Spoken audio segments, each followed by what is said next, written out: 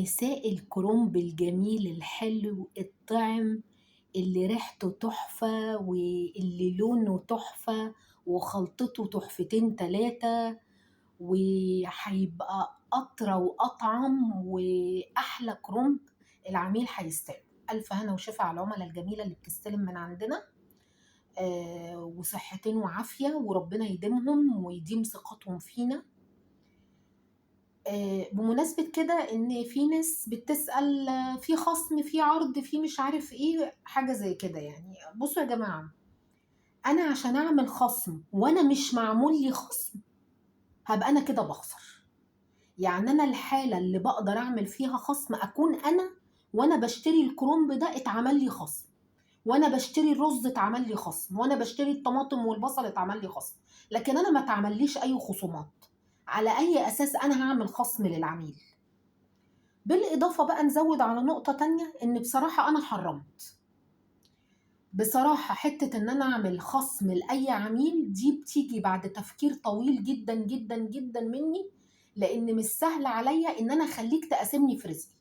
لأن الخصم ده بالنسبة لي أنا وبالنسبة لمطبخي ما هو إن بدل مكسب في الطبق ده 20 جنيه، لو أنا عملت لك خصم فيه 10 جنيه معنى كده إن أنا هكسب 10 بس. طب ليه؟ ما هو أنا محتاجة المكسب ده. لو ان انا اقلل في مكسبي ده هيجيب لي عائد كويس او هيجيب لي عملاء كويسين، تمام.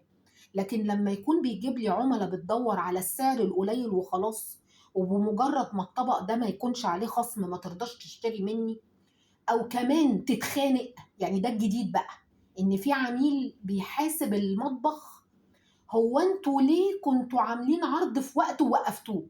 لا، احنا حرين حضرتك. يعني في وقت ما انا عملت عروض على حاجات على اساس ان انا اشتريت الحاجات بسعر رخيص، فقدرت اعمل عروض، وفي عميلة اتعاملت معانا في الوقت ده.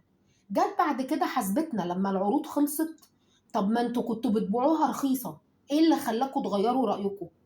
ادي يا جماعة، تخيل انت بقى لما تكون انت العميل اللي محتاج للخصم ومحتاج لكل جنيه يبقى اقل، تكون السبب ان انا اصمم ان مفيش خصم. ما هو انت لازم تبقى فاهم ان عادي جدا ان يبقى في اوقات مش هنقدر نعمل خصم ومش هنقدر نعمل عرض ومش هنقدر نعمل ده. مش من حقك تحاسب المكان، مش من حقك. فذاتس واي انا وقفت عروض وخصومات وبعملها في اضيق الحدود. كده كده انا بشتري الحاجات بتاعت مطبخي غالية مش رخيصة.